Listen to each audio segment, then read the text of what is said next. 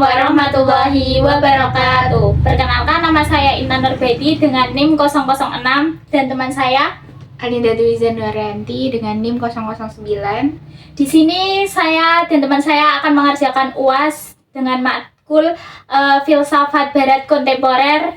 Dengan kasus apa ya Mbak Din hari ini? Kita akan membahas apa? Iya, kita akan membahas kasus fenomena budaya K-pop di kalangan remaja penggemar BTS melalui media sosial Twitter di Jakarta. Nah, kasusnya itu tentang media distribusi dan konsumsi budaya K-pop yang mempengaruhi perubahan budaya dan perilaku remaja. Oke, untuk permasalahannya mungkin bisa dibahas sama Mbak Intan. Oh ya, masalah yang dihadapi yaitu pertama perubahan budaya remaja akibat konsumsi K-pop. Yang awalnya remaja tuh kan sukanya tentang dangdut, musik klasik. Nah sekarang sudah K-pop lah. Terus peranan media Twitter sebagai saluran distribusi budaya K-pop. Karena Twitter itu yang paling cepat, media sosial yang paling cepat untuk mengakses informasi. Terus dampak negatif penggunaan media, gue ora usah kan dampak negatif atau positif wes yo. Nang ini so. Yang kalian positif. Nah, dampak negatif penggunaan media sosial yaitu penyebaran informasi yang belum tentu benar atau hoax dan potensi konflik antar penggemar dan mendorong perilaku konsumtif, misalnya album atau idolanya berlebihan hingga boros. Terus yang keempat yaitu kecanduan budaya K-pop. Remaja menjadi sangat berfokus pada budaya K-pop ketimbang budaya kita sendiri. Nah itu. Terus ada kan masalah mesti mempunyai sebab. Nah mungkin Mbak Linda sebabnya? Iya, jadi sebabnya adanya tentang budaya K-pop itu tuh kayak perkembangan teknologi informasi dan komunikasi yang sangat pesat. Dengan adanya Twitter itu tadi Mbak Intan, itu kayak bikin distribusinya itu cepat sekali untuk nyampe kepada kita. Tentang kayak berita-berita, terus budaya-budaya mereka itu tuh masuk kepada kita, yang harusnya kita tuh dengan melestarikan kebudayaan kita dengan lokal itu, jadi kita terpengaruh dengan budaya asing gitu. Terus kekuatan media sosial sebagai alat distribusi budaya itu tadi, tentang fitur-fitur Twitter itu tentang penyaluran informasi budaya K-pop dengan cepat dan interaktif itu. Terus adanya fenomena fandom dan komunitas penggemar itu pasti di kalangan remaja itu pasti banyak sekali, dan itu juga ada komunitas-komunitas tersendiri di setiap K-pop ya. Misal BTS itu ada ARMY, EXO seperti itu. Dan adanya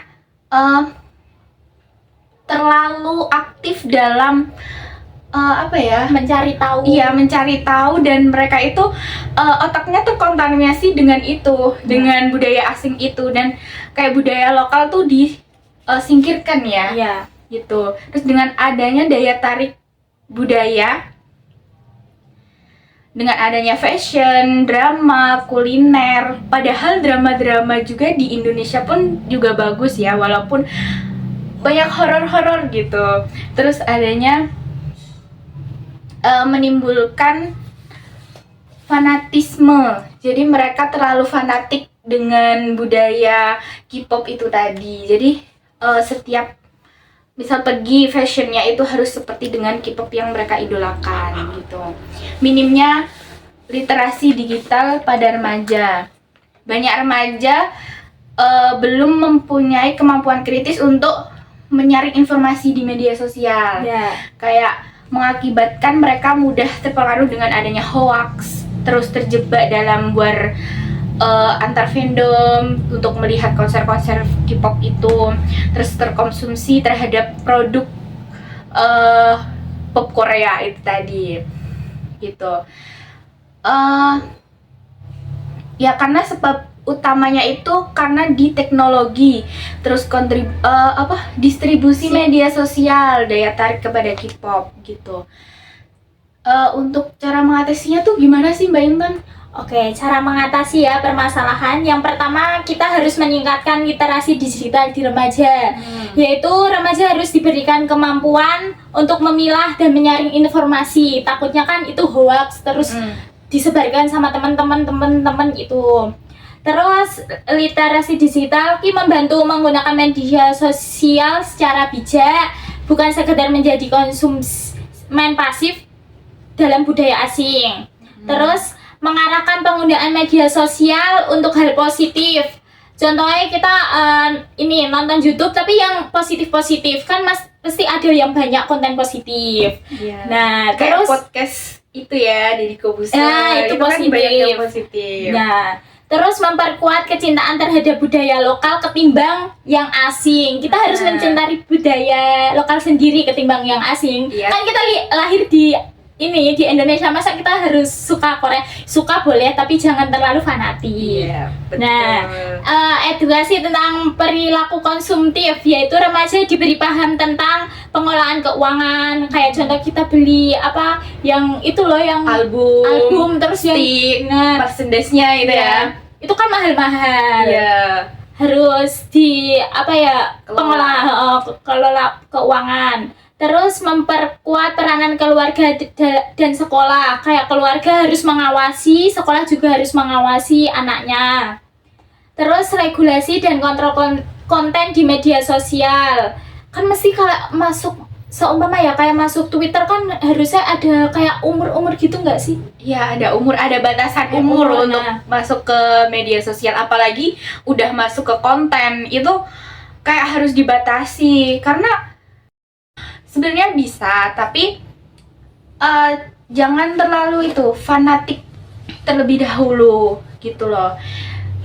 Sekedar menambah wawasan saja, tidak terlalu masuk ke dalam budayanya gitu. Terus memperluas jaringan sosialnya, menginspirasi sikap positif, meningkatkan keterampilan digital. Iya. Nah, Mbak Intan, ini kan kita membahas kemarin ada fenomenologi. Nah, kaitannya dengan permasalahan kasus ini dengan fenomenologi itu apa sih? Nah, yang belum paham tentang fenomenologi, fenomenologi adalah pendekatan yang mempelajari pengalaman subjektif individu terhadap suatu fenomena dengan menyoroti bagaimana mereka menyadari, memaknai, dan merasakan fenomena tersebut secara langsung dalam kesadarannya.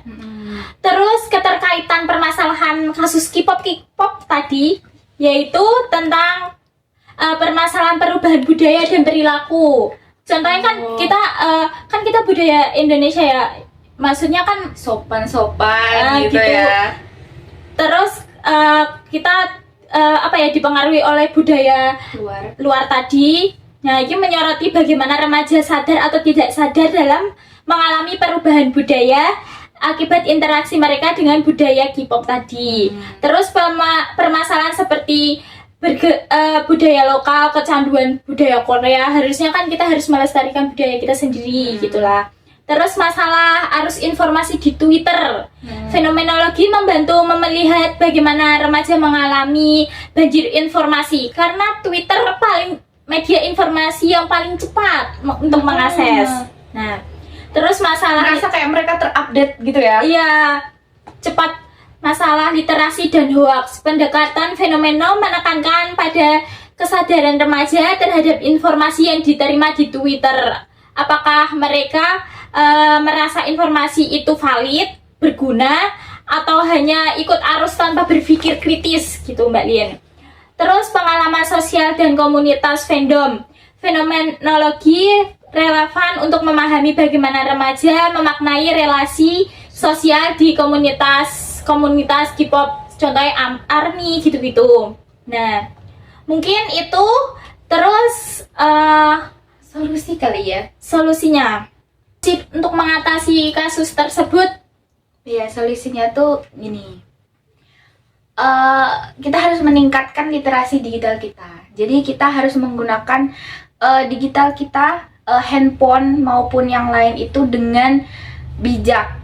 Dengan misal contoh dengan adanya literasi digital di sekolah, komunitas atau keluarga, itu mengajarkan remaja untuk memilih informasi yang valid dan menghindari hoax. Terus remaja perlu dibimbing untuk memahami etika bermedia sosial, karena kebanyakan sekarang itu anak-anak atau remaja itu menyalahgunakan media sosial. Ya kan? Iya, Banyak kan? contohnya komentar-komentar Iya, yang tidak pantas lah. Iya, dan itu tidak valid gitu kan, membuat para netizen itu Iya. menimbulkan permasalahan di media sosial seperti itu. Terus apalagi Mena? Mengarahkan penggunaan media sosial untuk hal positif. Contohnya mendorong remaja itu kan Twitter kan bisa untuk kita belajar ya, belajar bahasa asing mungkin, terus budaya atau ikut kampanye sosial. Kalau enggak kita produk-produk di ini bisa kan? Iya. Nah, terus ajaran remaja untuk fokus pada memanfaatkan konten budaya K-pop, bukan sekedar mengajar tren atau FOMO-FOMO gitu kan. Remaja sekarang kan FOMO-FOMO atau Kebanyakan ikut-ikut. FOMO Iya. gitu. Terus apa lagi Mbak Lin? Memperkuat kecintaan terhadap budaya lokal. Nah, kan sekarang tuh banyak sekali program yang mempromosikan tentang budaya lokal gitu kan. Banyak sekarang. Iya. Contohnya itu kemarin ada di Ponorogo yang Grebek Suro itu. Iya. Itu tuh bisa apa ya, diperkuat lah di situ. Jadi kayak remaja-remaja tuh melihat di sana, nggak melihat langsung juga nggak apa-apa, dari YouTube sekarang pun juga gitu. Jadi memanfaatkan sebuah media sosial gitu dengan kita melihat budaya-budaya lokal, dan budaya lokal pun banyak ya di Nusantara ini Iya. ya kan. Iya. Terus adanya edukasi tentang manajemen keuangan pribadi yang tadi mengatur keuangan untuk kita tidak perlu yang terlalu membeli hal-hal yang Yang mahal, yang mahal-mahal gitu produk lah. mereka kan terlalu mahal ya buat kita yang kayak remaja-remaja ini, kecuali dia yang sudah bekerja gitu. Mending uangnya ditabung. Iya, ditabung untuk investasi kecil-kecilan atau Iya. tidak ditabung untuk hal yang bermanfaat gitu. Terus apa lagi nih?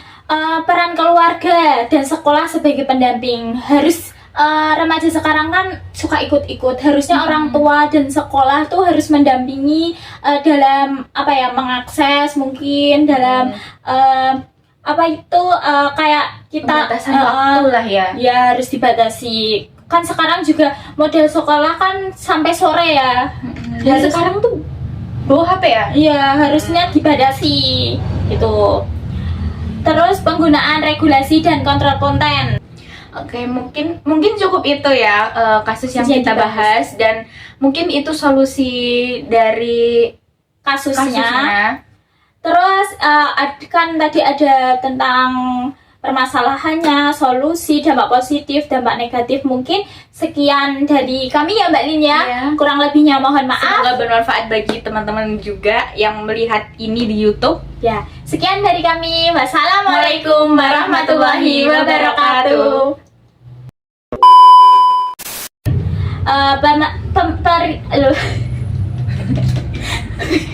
Rasa dikat iki tenan. Sumpah. Wis tekan.